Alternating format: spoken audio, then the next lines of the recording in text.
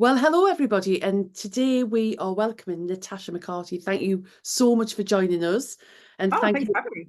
Yes, it's so lovely to see you, and thank you, Alistair, who is going to be our expert. That we are going to quiz about Central St Martin's later on, that challenge. So we're going to go straight into things. Natasha, we'll get straight out there. You are going to provide us with a link to your website because I believe you've got a warehouse sale. Is that right at the moment? We've got up to 40% off. Yeah, we've got a crazy, crazy warehouse sale. We have got to move warehouse again because we need some repairs doing, and we've been told, right, we're going to have to move you while we do the repairs. So I said on our show yesterday, I'm not humping it all again if if it hasn't been sold since the last warehouse move, because it hasn't been on a show with us. If it doesn't go on a show and it hasn't sold, then that's it. You can have it at a ridiculous price and enjoy it. So, and we're selling it in long lengths too, so perfect for dressmaking. It's a very good time to stock up on incredible fabrics at silly prices. That's great. I'll pop the link in for everybody to see that. Now, last week, Alistair, you were very kind that you did a giveaway of 2 meters of Italian denim plus the wrist pin cushion, which is one of my favourites. And the winner, we had lots and lots of comments on YouTube. It's been absolutely brilliant. Thank you so much for everybody taking the time to comment. And it was really hard. We have done it, not necessarily the best comment or the longest comment, but I've done it literally, what's the word? Randomly. Randomly, that's the word. So Sue Copestake, you are this week's winner, and I will privately message you. Please don't put your details on YouTube. I'll privately message you to send your address details for delivery after this show. This week, if anybody wants to take part, do you want to show them, Alistair, if you've got it there, the giveaway? I was whizzing around the studio. So we've got this little bundle for you. So it's actually quite a big little bundle. So you've got 20 spools of thread, 100 meters in there, all different colors. Sorry, I put that down. It's like people in a cinema eating sweeties. If anyone that Revels is my favorite, although, you know, it's a bit hit and miss. The strawberry ones, I'm not too keen on those. And you also get a House of Alistair needle tidy. So you can pop all your needles or pins in there. So that's a Liberty print. And you also will be getting a Liberty print zippy pouch, which you can use as a makeup pouch. My mum does that. She's got one of these in every handbag she's got. Or you can use it as a little hobby case. So it's entirely up to you. So all you have to do is, as you're watching the show, just leave your comments, like Kim said, and the winner will be chosen at random and it will be announced next week. So good luck, everyone. Thank you so much. So we'll go on to week 2 of the series, and this week it was all sport related. Apparently it was a nod to the Olympics that are coming up. The first challenge. Sorry? I didn't get that vibe. I've actually jogged in today in spirit of what have you. I haven't jogged. I've walked. I speed walked. Have you shown and then arrived eating a bagel? All right, don't give the secret away. There's no product placement here at all. Well, do I win? It's sort of a nod to GB. Okay, so the first challenge was the pattern challenge. Now, at the beginning of this challenge, it was announced that it was a 3-hour challenge. At the very end, the presenter announced that they had 3.5 hours. So that's something that we really need to find out, actually how long they had. The pattern challenge was to create a fleece, and I'm going to go straight to Natasha. What did you think of that particular challenge? I think as soon as I saw 2 zips and they had to be parallel, I just felt for them. You know, there are so many people that are scared to put in zips and then to have to get that top level as well. That it was, I think it was more complicated than it looked. And I think that so many of them did a cracking job, and you could see it was one that really showed those that had that absolute attention to detail, and those that were like, well, you know, we'll give it a go, see how, oh no, whoops, look at that. And just starting to see again people's eye with color, putting those colors together, and what really worked and what was striking. And I really, and then when you try and be experimental, that sunrise on the back, and just no, and if she hadn't have done that, she'd constructed it so nicely. Mhm. But I guess this is about being brave, isn't it? It's about taking those extra steps. And had it worked, then I'm sure she would have got extra points for it. But Mhm. yeah, fortune favors the brave sometimes. That's right. And also using the right product, because during that product, and it came later on in the last challenge, they made a reference to Bondaweb. Now, as everybody knows, I'm a Fleece ambassador. Don't use Bondaweb on stretch fabric. Use Stretch Fix. So Bondaweb and Stretch Fix is Gonna work, exactly the is it? same product. Had they used Stretch Fix, then it wouldn't have crumpled and where's he off to now? He's gone for more bagels, probably. I have not. So it wouldn't have scrunched in. It had to use the Stretch Fix. So treat Stretch Fix exactly the same way as Bondaweb, but please use that product. So I think that's another thing. We've talked about this on previous shows. We know that they get education on the interlinings and the waddings and the tapes a little bit, but they don't always necessarily know how to use it and when to use it. So yeah, it And would. it shows, if they are being given those professional products, it's such a shame that they're not being used correctly. Yeah. So, Alistair, Well, what did you think? Sorry. Well, what we'll do, Kim, is we'll get all the tapes that we use Mhm. on the website, so the House of Alistair website, so that if anyone wants to invest in some of the tapes, because you introduced me to them, and for jersey and stuff like that, I mean, I'm old school as a couturier, so we work in a slightly different way, but those tapes are an absolute game changer, especially the bias tape for the neckline. Yes. Yeah. That is amazing stuff. It really is. So I you w- need to yeah. I was sort of screaming yesterday because when you could see them moving and trying to work, I had to use the edge tape on the shoulders, like you say, the bias tape around the neck, the seam tape down the side. What we could also do, Alistair, is I've got that crib sheet. So anybody who buys from your site, then I can add that crib sheet in as well, because it is lovely to have it there and not, because otherwise it just looks like white stuff, but it does work. But anyway, Alistair, what did you think of that particular challenge? Right. So a few points on that. I thought this as a pattern challenge throughout the series that I've actually looked at as an actual pattern challenge. I thought this was an extremely fleece is actually a really beautiful and lovely fabric to work with, and you don't have to finish it. It doesn't fray. It's a knitted fabric. However, when they started saying use a cover stitch, I'm like, that's another thing. So so when I work with factories, there are people that takes 5 to 6 years to master a particular piece of machinery. And for instance, one factory I work with, there's one lady in that factory, and all she does, because she's trained on the binding machine, is the bias tape. She's the only one that puts tape on all of the garments or whatever they're making, because she knows the machine inside out, and she just works, and that's what she does all day long.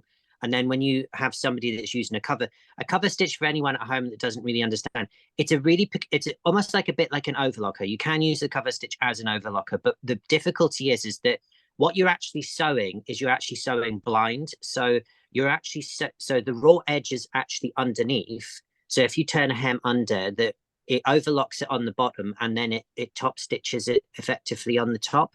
And the only thing that you've got is your touch, your feel, and you've got to put that in. And that is a real skill. And I thought as a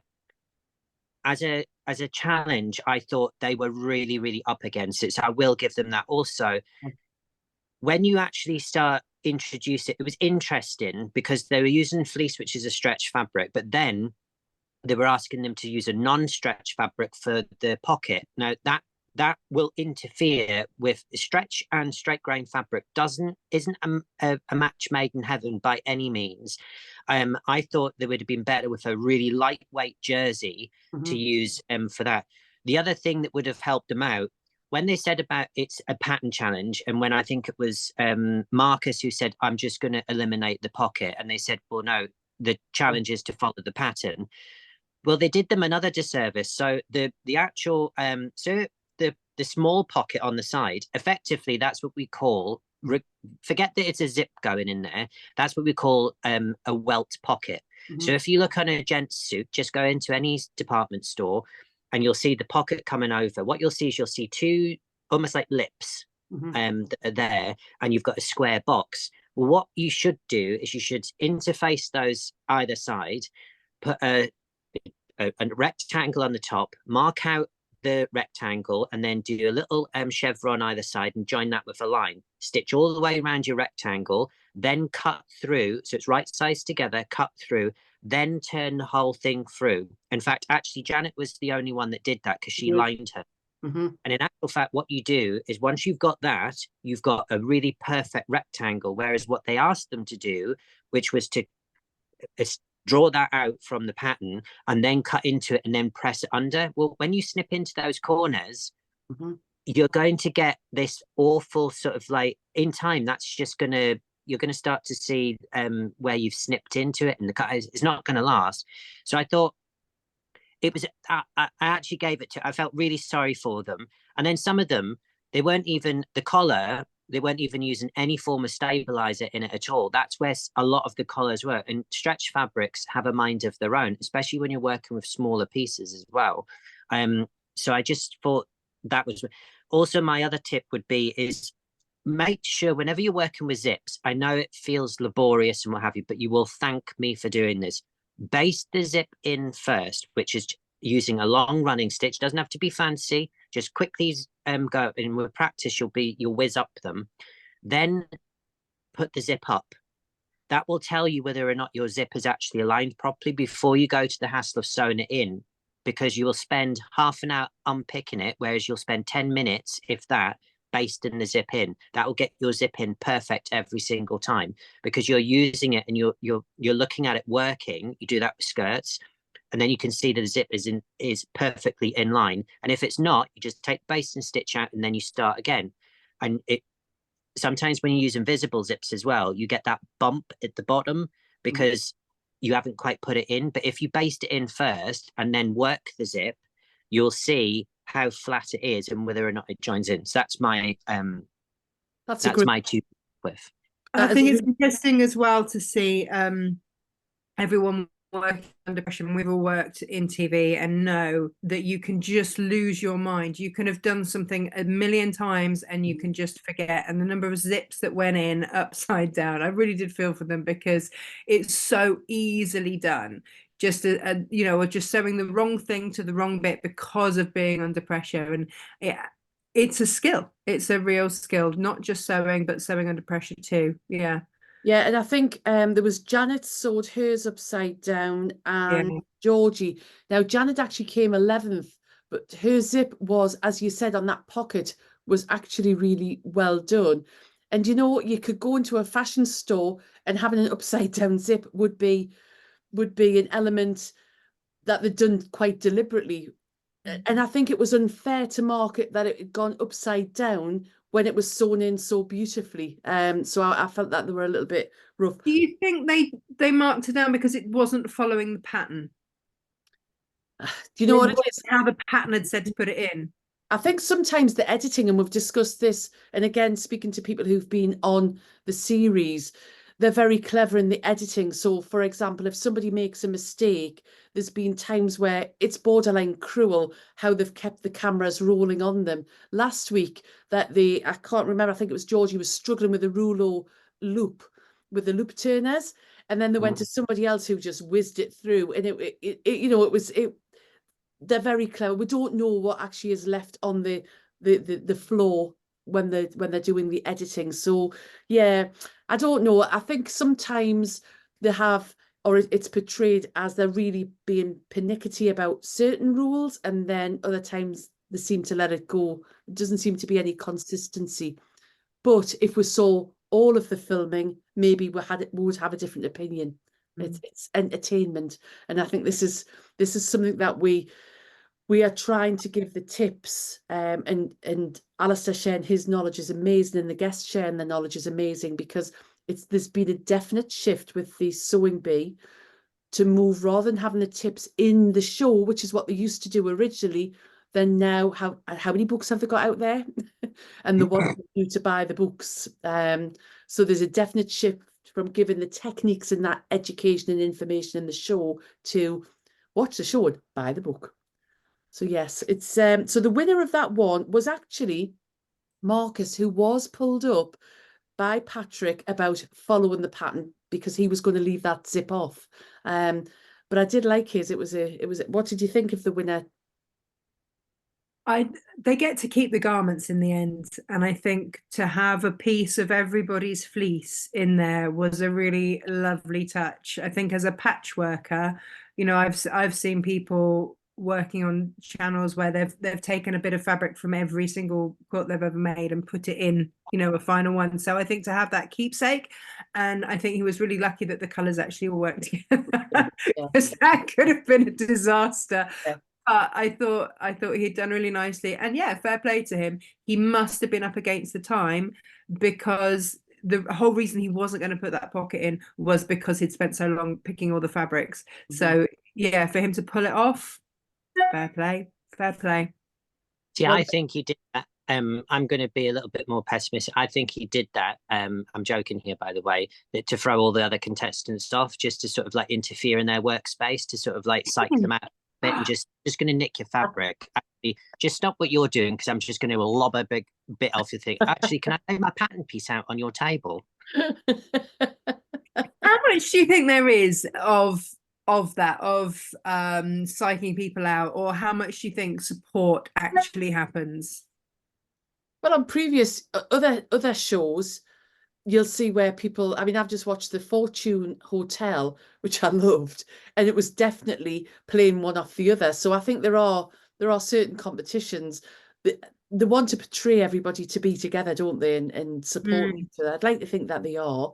In the past, on different series, and in fact, actually, it was last night, one of them shouted out, "Make sure you match the back, on the back of the sleeve." So that to me gave the impression that they didn't want people to put their sleeves in the wrong way round. Yeah, so I thought that was quite helpful. Player there, yeah, for sure. Yeah. I think also, like, for instance, you see it a lot on the Bake Off. So, for instance, when people are really struggling, like to get the decoration or what have you, anyone who's finished, they all rally around that person and help them get the cake or whatever it is finished. And I think, for instance, we definitely saw on not last night's episode, but Tuesday's episode, that Luke actually, I can't remember who he went to go and help, but he actually went to go and help one of the other fellow contestants. So I think there is that sort of camaraderie, whereas we haven't really it's not been in the edit before. You know, we've seen people sort of like emotionally supporting, and then I think it was it on the last one we did, Kim, that I actually got quite disturbed about it. One of the early contestants actually had a real breakdown, and they filmed the whole thing, and I just thought that was just, I thought you could have edited that completely out. So I think they've learned from that we need to be a little bit more sort of touchy-feely, because I just thought I really didn't like that on the last episode. But there we go. Yes. So if we move on to the always controversial transformation challenge, which they get an hour and a half, this time they were left with cricket whites. And the reasoning for that was, it was Esme, Central St. Martin's in the first years always make a garment in white. Now we've got the expert here, Alistair from Central St. Martin's. Can you explain this white garment in your first year? Yes. So every student in their first year, so these are so we have lots of projects. Now it's Central St. Martin's, because it's Central St. Martin's, and they give you a brief. It's a very loose brief. Sometimes it's 2 lines, and that's what you've got to interpret. So for instance, just before I talk about the white project, so there's also another project in there called the shirt project. So what I did was I looked at the definition of a shirt, and the definition of a shirt is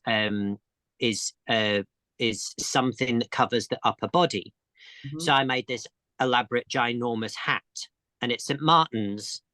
You can get away with that because it is literally you'll follow that's how you've interpreted the brief, and that's how you've been creative. The hat then turned into a dress, but nevertheless it was a hat. But so the white project, so every student, this is about limitation, and it's about trying to figure out how creative you can be with very little. Right. So there at St Martin's, so I was one of 6 British students that actually got in that year. So out of all the thousands of applicants that applied for St Martin's, that chose them for first place, I was very lucky to get on the women's course. I was one of 6. The rest are all made up of international students. And most of those international students, they have a lot of money. So some of those students I studied with, like Stefan Renault from Renault Cars, he never put a stitch in a thing in his life. So the white project is designed to essentially, everyone's on an even playing field. So the color is white. You cannot use anything other in the garment other than white. It's got to be polar white. So I actually made this. It was before the bandeau dresses and stuff like that. I used white cotton. And what I actually did is I made a base dress, and then it was like mummification. So my model was sort of like wrapped, and it corkscrewed all the way around, but those were all individually attached all the way down the garment. So they were actually free. So they weren't all sewn together in strips. It was one continuous piece that wrapped all the way around, and it was asymmetric. And then it had this sort of like drape fall at the back. And then because we have edgy, and anyone that doesn't know what edgy in the fashion industry means, it means that you expose a boob. Because in editorial, that's what you do. And she had a red glittery nipple. Right. So that was my white project. But it really does, because you're limited with the color, you have to be super creative. And it's all about the cut, the technique, the flow. It's all about how you interpret it. So in actual fact, yes, it was. I slightly cringed at this challenge purely and simply because I know how much all that cricket stuff costs. And for parents that maybe have a gifted child that's got in a scholarship into, a posh school, I know what a struggle it is, because they do cricket and they're expected to wear the full cricket whites, and every sport they're supposed to have the full thing. And to see them literally take cricket whites and literally just hack into them, I just thought, that's all brand new stuff. It's not even from a charity shop or anything like that. You could have done the white project and basically just given them different white fabrics and see how creative they could be that way. I wouldn't have. I slightly disagreed with. I just thought it was so wasteful, and especially with people and the cost of living and things like that. I just thought that I is guess just TV though, isn't it? And they've got all the pads and everything else, and they wanted to see how creative they could be with all the different textures. I think I love the idea of the white project because, like you say, it's a leveler, and it should be a leveler. For those that can't afford all the fancy schmancy stuff, then yes, as St Martin's do it, it should absolutely be a leveler. But instead, it felt like they wanted it to be a bit gimmicky. That was how it felt for me. How are they going to use the the shin pads and so that's what they call it, I think, and so yeah, it could have been a bust oompher, as we sort of saw someone try to use it as, but I don't know. And if it's a white project, then you've still got them playing with the that was there either with the lines, and you did still have that element of color if they chose to use it. So it wasn't a pure white challenge, but you could still bring that hint of color in. So it was interesting to see. So the other thing, sorry, go on.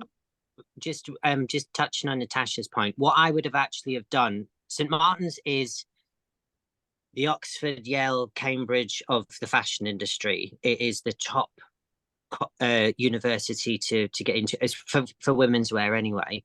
I would have changed that all around. I wouldn't have made the white project gimmicky. I would have made that the final challenge where everybody had just had to use white, and you could see the creativity that was then going to walk down the catwalk. I would have put the sports effectively, I would have swapped them over. I would have put the sports bit in the middle, and I'd have done the white project, give it its actual dues, because in actual fact, using one base fabric can really set the talent away from people who just have got no. But again, this is not a design led program. We keep forgetting that sometimes, because the middle challenge is design orientated, but Esme and Patrick keep on going on about the design of certain things, and it's like, this is not a design challenge, it's a sewing challenge. Anyway, I'm going to be quiet. I think one of the things that always gets me in the transformation challenge is when they come out with, it's not wearable. And you just think, really? And that was actually said last night, because one of the garments, up here. I think it was Don's. Yeah, it was just too small, and it's not wearable. And I just thought, well, many of those, who is going to get into any of those? It always makes me laugh. So we'll move on from that transformation challenge, which always causes some consternation and debate, to the last one. So they were given 4.5 hours, we think, depending on the first one. And it had to be a sport related outfit that represented a country. They wanted to know what the sport was. It had to be obvious, and what the country was. It was stretch fabrics. And this is where Esme was controversial, I thought, because she was talking about sewing it in a particular way and the using of the overlocker to construct it, because she wanted 4 threads in that construction. So that was a little bit. I'm going to go straight to Natasha to say, just give me your opinions of the garments and particularly the countries, because you come from a sport background. I do, yeah, I did. And you know, as someone who trained, I used to train over 30 hours a week when I was training for the Olympics, and you want your sportswear to be solid. That you don't want any accents going on there when you're lunging or whatever it is that you're doing. It needs to be hard wearing. It needs to fit well. There was, just to digress, I used to work a lot with Speedo, and I remember when they brought out their fast skins and the controversy of those, because of the quality of the fabrics. There were records being set all over the place, all over that year, because of the aerodynamics created from the fabric. And they were incredibly tight to get into, but my goodness. But I just remember Mark Foster turning around and he said, it's funny because I don't see one of those fast skins in the water making those records by themselves. So, you know, to get that construction right is so important. It can really make or break a performance for sure. But I don't think that was so much a problem for the challenge. It was more, does it look great? Did you construct it in a certain way? Esme's face when she was checking out that back seam of the javelin, yeah, I mean, wow, yes. So which ones did I like? I really felt for the collar went so wrong on the rugby shirt. That was, yes, bless her. And just, yeah, it wasn't her week, was it? It really wasn't. And I can really see why she went. But to use a standout thread with the white on the black, and then I know it's again up against the time, but such a strong detail to then just leave the threads. I felt for them. Janet, bless her, she loves a bit of bling, doesn't she? And she was in her element. She's so naughty too. She's a really naughty one to watch. Her painting, I mean, goodness, when we have noon off, okay. I think, and she's in her 70s. God, I hope I have that much get up and go in my 70s. And a naughty like her. I really love her, and I loved the color. And do you know, even my 5-year-old daughter knew immediately what country it was. So I think for that she did an absolutely cracking job. I was very nervous for, I think, was it hang on, which one was it? Who had the red mesh that Oh, that was Luke. Luke, yeah. I was really concerned. They didn't actually show the models trying to get in, but when he said that it didn't have the stretch it needed, I could hear seams ripping in my head the minute that he said that. And I just thought, oh, it's so crucial to get the stretch in the right ways, else you can't stretch in the right ways. And so yeah, I think I was looking at it from more of a wearable. Is that actually going to work? Are you actually going to be able to move in that? Because as much as, yes, you want it to look great, and I love that one of them had a fabric printed in the colors. Yeah, that was brilliant. I loved that. That was so great. And then is it Don with just his 3 buttons? yes. Bless him. And so immaculately sewn, that skirt, so immaculately done. And he's amazing in his 80s, never having to rest. He's retired. No. And he's whipping out these incredible dresses. And but then there's that time element for him. So there was a lot going on there. And then the yellow ties around that, I just don't know how that. I was just looking at it going, I don't even know where to start on that. It was just, there were some incredible outfits. And I really enjoyed it. Really enjoyed it. What did you think, Alistair? So I sort of like halfway through watching it, I actually wrote at the very top, and you can see here I'm not lying, I actually put here done out, just because I just saw the rest of them and I thought he's not going to get finished. It was a bit of a mixed bag for me. One thing that I have to stress is when you're trying to thread elastic through, buy a loop turner. Yes. Which that you thread it through, you hook it on the other side, and you gently pull it through. Job done. Job's a good one. That is as simple as it needs to be. And when you get a little bit more advanced, when you're actually sewing that seam, insert the elastic at the same time. Just leave the elastic ends long. It was a bit of a mixed bag for me. Now, I think the most important thing about stretch fabrics is that, especially in this type of arena, if you like, see what I did there? I used the word arena. Well Yeah, the You're sport. on the ball. You're on the ball. I know I'm on the ball. Don't do sports, but anyway. But yeah, I was a bit more distracted by the models, to be perfectly honest, especially the one that did the sort of like Dustin. We haven't seen him before, but I think that the main focus for me with stretch fabrics and with those types of garments, you have to make them smaller than the person, because the stretch fabrics, in actual fact, so whenever we do dance costumes or we do film costumes, we actually kind of like working with jersey because you can hide. It sounds really odd. It's a very difficult fabric to sort of get going, but you can actually hide behind it in so many different ways, because if you make it really, really tight, the seams are very forgiving. So you might have a crooked, wonky seam, but when it goes on the body, that will stretch out and it looks as if you've sewn absolutely perfectly.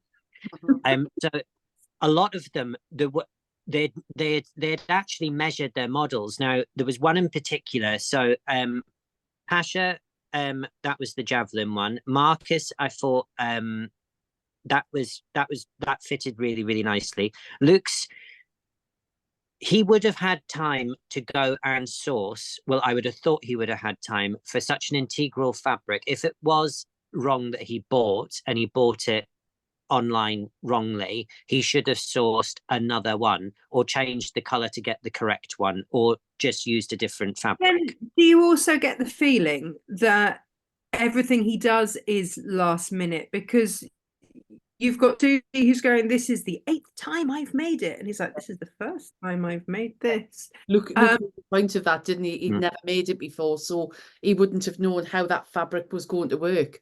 Yeah, so I think he got lucky. I really think he got lucky, and that could have been an absolute disaster. But I kind of get that feeling that that is how he works, is that he's always lastminute.com. And so actually he probably sourced, I don't know, I'm just guessing because because of the things that he's said, that possibly there was a time issue there. Whereas lovely Susie, there she is, bless her, 8th time, and from the front, great, just don't turn around. But I didn't get that. Ooh. 8 times what? My Alexa wanting to know what's going on. If we can just touch on the buying of the fabric before, because people have asked about that. We know from previous contestants that they get an allowance. So it isn't, whilst we've talked about the white challenge being the leveler, which was great in the programme and at St Martin's, the Sewing Bee contestants do get an allowance to buy their fabrics. They're also, and my understanding is, and Alistair can correct me, is that they actually submit what fabrics they are going to use to the team, to the production team, and are advised whether that fabric isn't going to work or is going to work.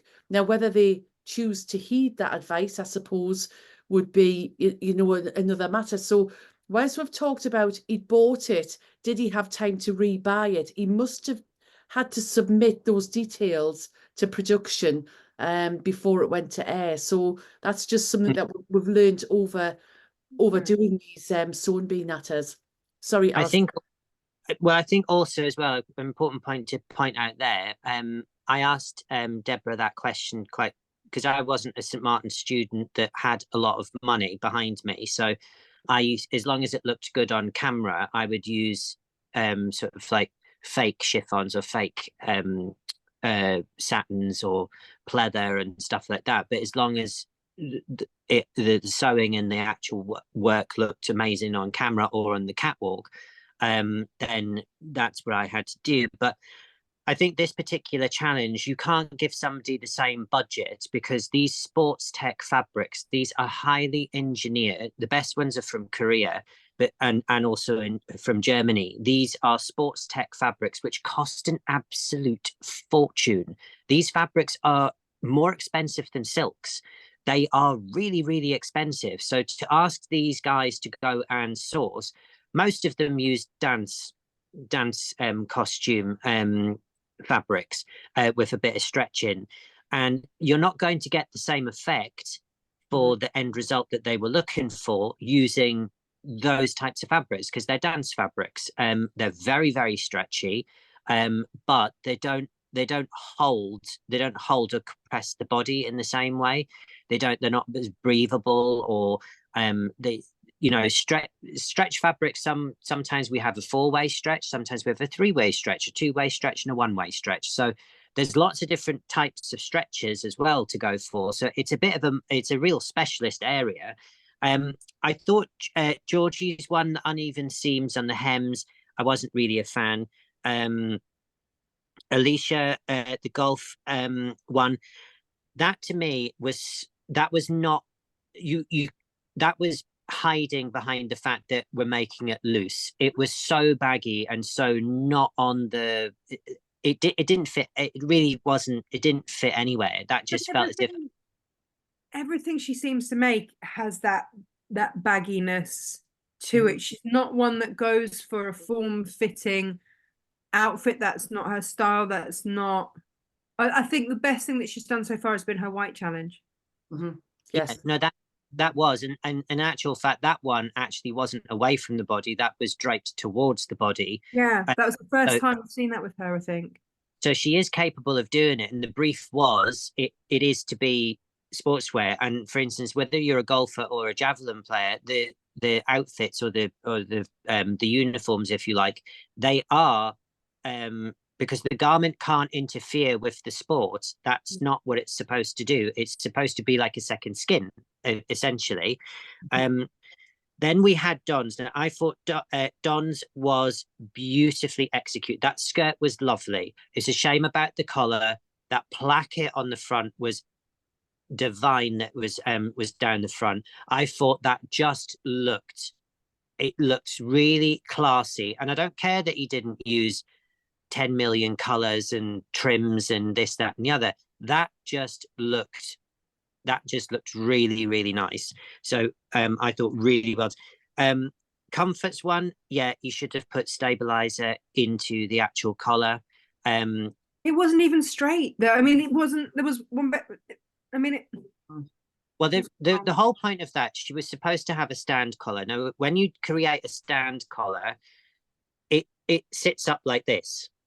So a normal collar, it fans out, so it actually cascades down. So a bit like my polo, not polo, my zip top here. So it falls down. Whereas a stand collar, like a mandarin collar, if you like, stands up. And sometimes if you've got a new pattern cutter that's never cut a collar before and they wanted like a collar that cascades down, more often than not, they'll always end up with a mandarin collar because it's the easiest collar to do because it literally just stands up. It's got no other shape. She should have realized that that needed to be. Also, I think it was too tall. It should have been at least half an inch smaller because it's just an accent. It's just a detail and it doesn't do anything. And then it would have fitted. Whereas there was no stabilizer. There was too much fabric there. The collar was too big for the garment.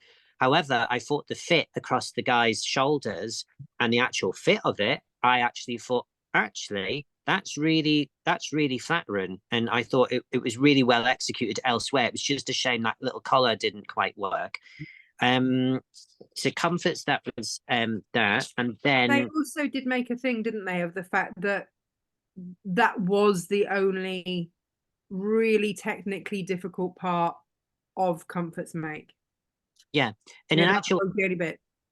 and a little tip with that, if you are going to do that type of little stand collar and you want that tiny little detail, go and buy a pre-made bit of rib and put a fine piece of rib around the collar.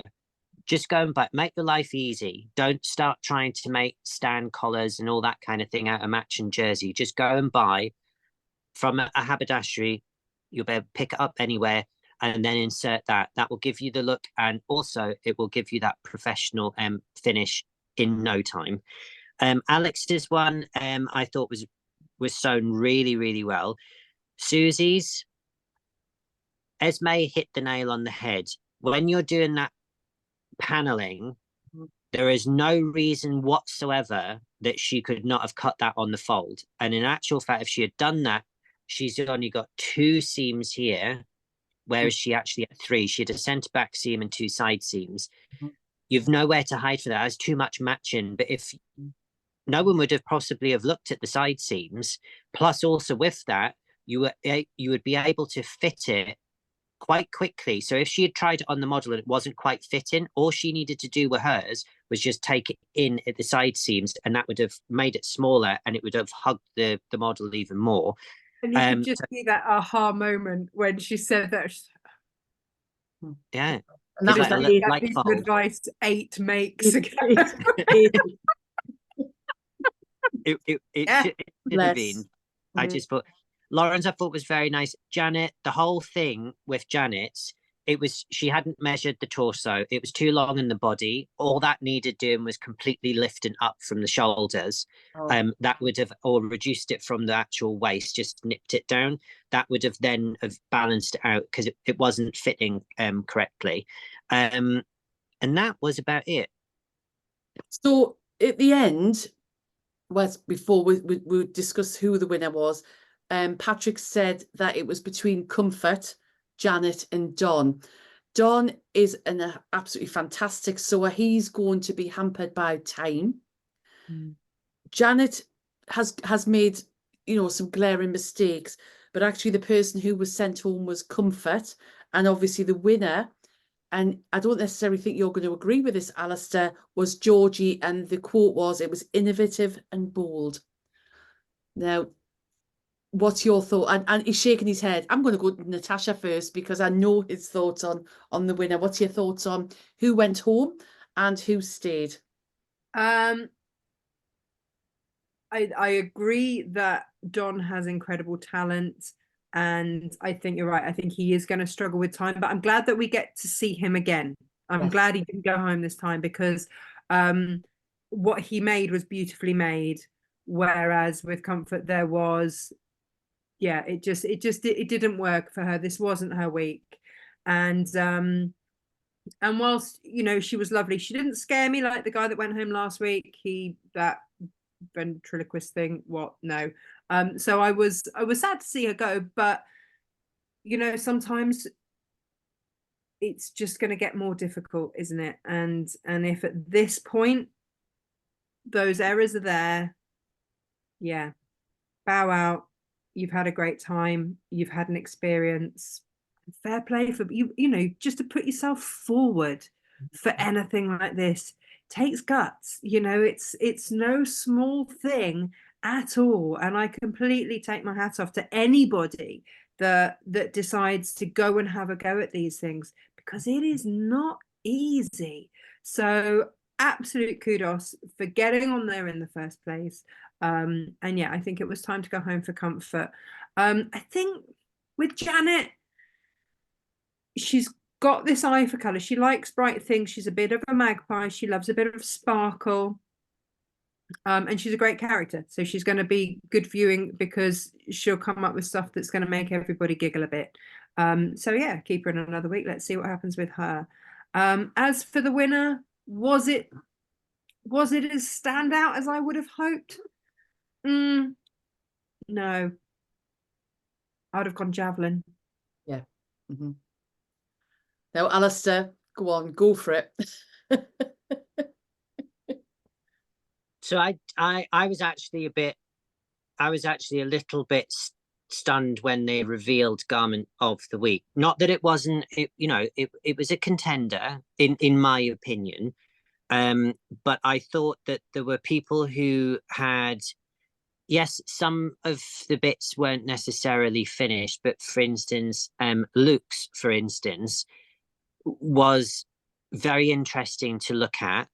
And if it was to be a recognizable sort of, garment, if you like, for that particular thing, for a platform like the Olympics, then his really did stand out. And it wasn't all that. There was a lot going on there. There was so many panel pieces. There were so many techniques he had used on his. I thought Georgie's, I think the sort of like the color choice for me wasn't, because they kept on going on about color, and it's all about, and it's not necessary. It's about the sewing. It's not about whether or not you dislike brown or mushroom or orange. It's like you can't judge I just don't like the color. Well, look at the sewing before you make your mind up. I actually thought Lauren's, the Jamaican gymnasts. Now that was that was very clever, and for me, so I'll tell you why I think it's a little bit clever. Because there's some up there in her brain. So when you actually looked at the side seam, the panels were purposely cut into sort of triangles, so you would never know whether or not that was supposed to match at that particular point or not. It looked seamless all the way around, so there was no glaring having to sort of like match. And the fit of it, although the elastic around the bum wasn't done, you'd run out of thread. Yeah. But in actual fact, the fit of that one, that's the point I made before. When you make it tighter, when it actually goes on the body, the seams look as if they were purposely made like that. So yeah, I didn't necessarily agree with a Garment of the Week this week. I thought there were far more sort of more colourful and clever sort of things. It just looked as if somebody had sort of gone into a sports shop and bought their new running sort of bits, which to me it didn't sort of scream that, here we are kind of thing. The loser, Comfort, I think it was right for Comfort to go. And the reason why I say that, when they did the day dress challenge and she used the African print, but the African print was actually, it was sort of ski width anyway. So trying to pattern match that was going to be, and it was all in one direction. So I don't think she was ever going to really pattern match that. And her dress was supposed to be more like a lantern dress, but she was too hung up on trying to get the pattern matching, because that's been brought up on several shows before. And she was trying to get the pattern matching, but she didn't get the volume in the skirt because she was trying to show that she had pattern matched the thing. But you just need to let go and put the volume in. You would have still seen the pattern matching on the top. I think time was a bit of an issue for her as well, and it's just little things like the collar. It's just that is such a focal detail. You've got to pick the details you nail, and then, for instance, like the hems, perhaps not, because they're not so hot on hems and things like that necessarily when the front and the collar, because that's where everyone looks. So yeah, it'll be interesting. And then next week we've got the holiday week, which I think they should have maybe have put something else in, because we just had sports week and I'm not quite sure how it's how it's going to maybe look any different. But hey, I don't know. Well, it's going to be interesting next week because it's holiday week. It's a tablecloth blouse, a nautical knapsack, which will be great for us patchworkers and bag makers. Fancy French made to measure. They're the three for next week. At this point, Natasha, have you got anybody who you think is going to win? Oh, I think, right. Let me just go through. I've got my phone here with all the contestants on. I don't think it'll be Elsa. I think she'll be out in the next few weeks. I don't think Don's going to manage with the time. I think Janet will be out in the next couple of weeks as well. I think Luke actually he's as much as he doesn't necessarily plan, he's got some interesting things that he comes up with. Marcus, just stop doing hats. Yeah. Oh yeah. Just stop doing hats. What's that all about? Pasha could be interesting. Her work is tidy. So It's can you nail one? There you are. One name. one name. I don't know. Maybe Luke. Maybe Luke. I don't know. Oh, tricky. I don't know. Have you got a standout at the moment, Alistair, that you think's going to win? Can you nail your colours yet? Right. Well, I'm going to be a bit controversial. So this isn't the person who I think is actually going to win. I actually think I champion Luke as well, just because I think that he has a bit of flair, and no one week is the same as the last. It's not boring. He's not necessarily pushing an agenda. He's having fun. So I like the fact that he's having fun, and he's a competent sewer as well. However, I just think, judging by the fact that Esme won last year, I think it's Esme. Esme. I'm going with it. More coffee. No more coffee. Get the bagels back. I actually think Alex is possibly going to win. Okay, well, I've written that down. Just because I think when she's being critiqued, they really are critiquing the actual sewing.